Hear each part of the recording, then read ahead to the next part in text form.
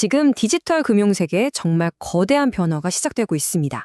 2026년, 바로 이 해가 암호화폐의 새로운 시대를 여는 뭐랄까 변곡점이 될 거라는 건데요. 대체 왜 그럴까요? 지금부터 그 이유를 하나하나 파헤쳐 보겠습니다. 여기 PwC의 맷 블루멘펠드가 한 말을 한번 보시죠. 이 말이요, 오늘 우리가 나눌 이야기의 핵심을 그냥 그대로 꿰뚫고 있어요. 더 이상 규제가 발목을 잡는 게 아니라 오히려 성장을 위한 발판, 어떤 새로운 설계도가 되고 있다는 거죠. 네, 맞습니다. 바로 이겁니다. 2026년.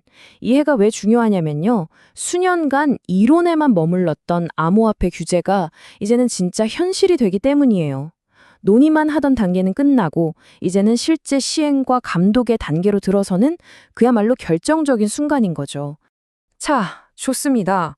그럼 이 변곡점이라는 게 대체 구체적으로 뭘 의미하는 건지 좀 더 깊이 들어가 볼까요? 이걸 보시면 변화가 한눈에 들어오실 거예요. 왼쪽, 그러니까 과거를 보세요. 정책을 설계하고 서로 협의하는 데 집중했죠. 어떤 규칙을 만들까? 이걸 놓고 계속 토론만 하던 시기였어요. 그런데 오른쪽, 바로 지금 2026년을 보시죠. 완전히 다릅니다. 이제는 이미 만들어진 규칙을 시행하고 시장을 제대로 감독하는 단계로 넘어온 거예요. 비유하자면 그동안은 경기 규칙을 정하느라 바빴다면 이제는 심판이 호루라기를 불면서 경기장에 딱 들어선 거죠. 자, 그럼 이 새로운 게임의 첫 번째 규칙은 뭘까요? 바로 스테이블 코인에 대한 전 세계적인 합의입니다. 이게 왜 이렇게 중요하냐고요? 일단 스테이블 코인이 뭔지부터 아주 간단하게 짚고 넘어갈게요. 아마 많이들 아시겠지만 말 그대로 안정적인 코인이에요. 미국 달러 같은 실제 화폐나 다른 자산의 가치를 딱 고정시켜서 가격 변동성을 최소화하도록 설계된 그런 암호화폐를 말하는 거죠. 자, 여기서 진짜 흥미로운 게 뭐냐면요. 전 세계가 이 스테이블 코인을 어떻게 규제할지에 대해서 거의 한 목소리를 내고 있다는 거예요. 그 핵심 원칙들을 한번 보시죠.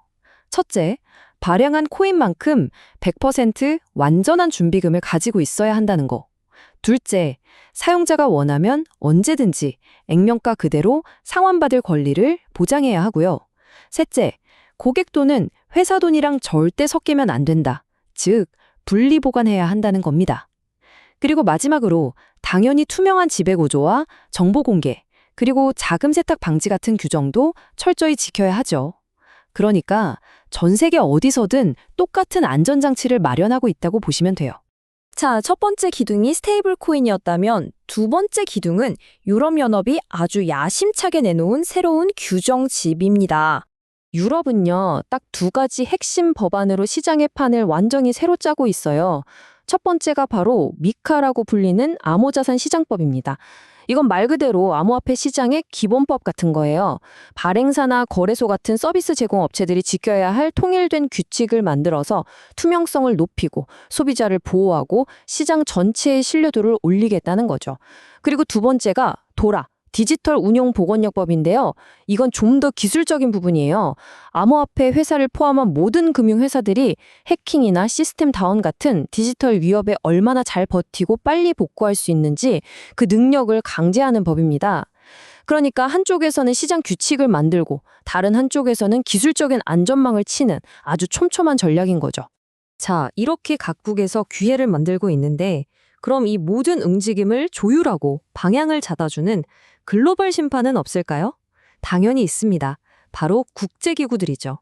이들의 역할이 정말 중요합니다. 여기서 딱 두 개의 핵심 기구만 기억하시면 됩니다. 첫 번째는 금융안정위원회, FSB예요. 이들은 말하자면 큰 그림을 그리는 곳입니다. 암호화폐 시장이 전 세계 금융 시스템을 흔들지 않도록 각국이 공통된 방향으로 규제를 만들게끔 높은 수준의 권고안을 제시하죠.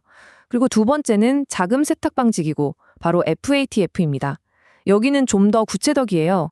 암호화폐가 자금 세탁이나 테러 자금 조달 같은 범죄에 쓰이지 않도록 국제 표준을 만들고 각 나라가 이걸 잘 지키는지 감시하는 역할을 합니다. 이 두 기구가 전 세계 규제의 톤의 매너를 맞추고 있는 거예요. FSB가 얼마나 체계적으로 움직이는지 이 타임라인을 보면 딱 알 수 있어요. 보세요. 2023년 7월에 글로벌 규제 프레임워크라는 큰 틀을 발표했죠.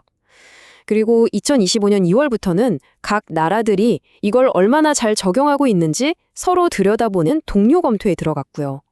같은 해 10월에 그 검토를 끝내면서 이건 잘하고 있고 저건 아직 부족하네 하고 평가까지 마쳤습니다. 그리고 마침내 2026.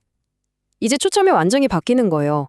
설계나 계획이 아니라 실제 감독 결과가 어떻게 나오는지, 그리고 앞으로도 규정을 계속 잘 준수하는지에 집중하기 시작한 겁니다. 계획이 실행으로, 그리고 실행이 결과로 이어지는 완벽한 흐름이죠. 자, 그럼 이제 제일 중요한 질문이 남았죠.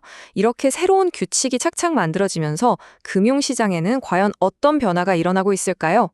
그 대답은 바로 기관 투자자들의 거대한 물결입니다. 이 문장에 모든 걸 말해줍니다. 명확성은 신뢰로 이어진다. 그동안 거대 금융기관들이 암호화폐 시장에 섣불리 뛰어들지 못했던 가장 큰 이유가 바로 불확실성이었잖아요. 그런데 이제 그 안개가 걷히니까 기관들이 드디어 자신감을 갖고 대규모로 디지털 자산 시장에 진입하고 있는 겁니다. 말 그대로 혁신과 투자에 그린라이트가 켜진 셈이죠. 그럼 이 기관들의 움직임, 구체적으로 어떤 모습으로 나타나고 있을까요? 크게 세 가지로 볼 수 있어요. 첫째, 주요 금융기관들이 이제 직접 규제 테두리 안에서 디지털 금융상품을 발행하기 시작했습니다. 둘째, 부동산이나 미술품 같은 실물 자산을 잘게 쪼개서 토큰으로 만드는 이른바 토큰화 금융 시범 사업들이 이제는 정말 본격적으로 규모를 키우고 있고요.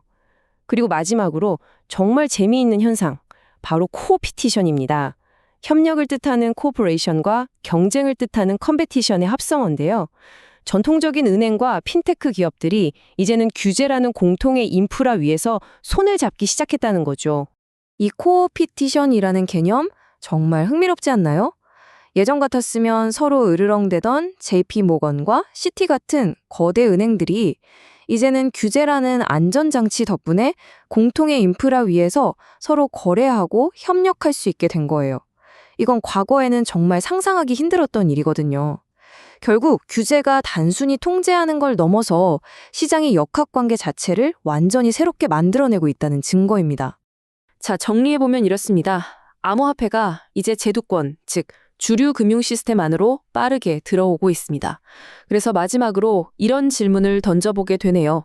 과연 이 만남의 끝은 무엇일까? 암호화폐가 기존 금융을 혁신적으로 바꾸게 될까요? 아니면 거대한 금융 시스템이 결국 암호화폐를 자기 입맛에 맞게 바꾸게 될까요? 2026년은 바로 이 거대한 질문의 서막을 여는 아주 중요한 해가 될 겁니다.